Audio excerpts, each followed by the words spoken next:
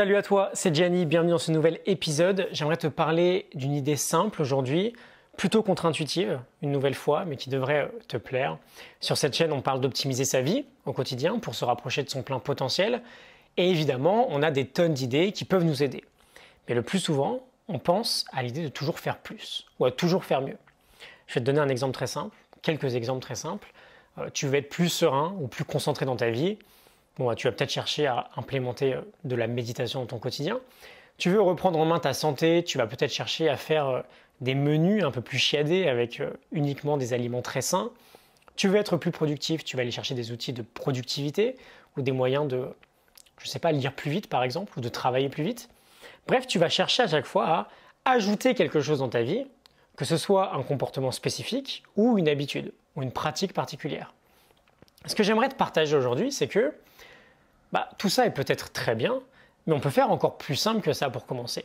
On peut se mettre à, entre guillemets, optimiser sa vie par le bas. À optimiser sa vie en faisant moins.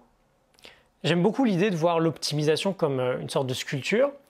Des philosophes de l'Antiquité parlaient même de l'idée de sculpter sa vie, de sculpter la meilleure version de soi-même.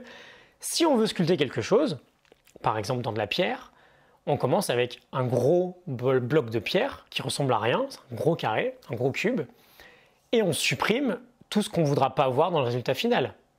On sculpte, on supprime du superflu, et après avoir supprimé tout ce qui est en trop, on a une forme, on a un corps, on a quelque chose de joli. Et on peut faire exactement la même chose dans notre vie. Si je reprends mes exemples, tu veux reprendre en main ta santé, ne cherche pas nécessairement à manger beaucoup plus de salade. Je fais hyper cliché volontairement, mais arrête de manger du sucre. Fais pas forcément plus de repas sains, mais fais moins de cheat meal. Tu veux être plus productif, ne cherche pas forcément un logiciel de productivité hyper important. Supprime ton smartphone qui te distrait quand tu travailles. Tu vas avoir de meilleurs résultats sportifs. Ne cherche pas à aller plus à la salle de sport ou à faire plus de sport. Cherche peut-être à rater moins de séances, à être plus régulier. On peut énormément progresser sans forcément ajouter du positif, mais en supprimant du négatif. Imagine que notre comportement ou nos activités dans notre journée sont représentées par différentes notes. Par exemple, des notes sur 20. Et plus l'impact sur le long terme, l'impact sur ta vie de cette action-là est positif, plus tu vas lui attribuer une note élevée.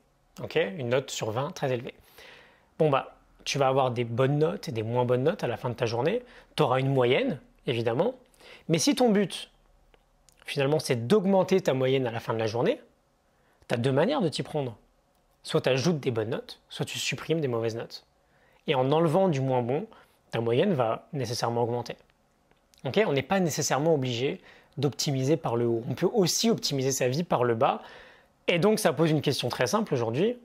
Quel comportement ou quelle activité plus ou moins néfaste tu pourrais essayer de moins pratiquer dans ta journée? Qu'est-ce que tu peux retirer de ta journée en fait? Comment tu peux littéralement sculpter la version de toi-même que tu aimerais un peu plus exprimer au quotidien? Et donc comment tu peux supprimer des éléments qui te tirent vers le bas plutôt qu'ajouter des éléments qui te poussent vers le haut? Et bien sûr, dans l'idéal, plus on avance et plus on se met à faire les deux. Mais on peut très bien juste commencer par le bas. Et je pense d'ailleurs que c'est là qu'on devrait tous commencer en fait. Peu importe si tu ajoutes des séances de sport hyper chiadées mais que tu en manques 8 sur 10 en fait. Peu importe que tu manges plus sainement si tu fais toujours autant de fast-food. Fais le tri sur le négatif et ensuite on optimise par le haut. Je te laisse réfléchir à tout ça.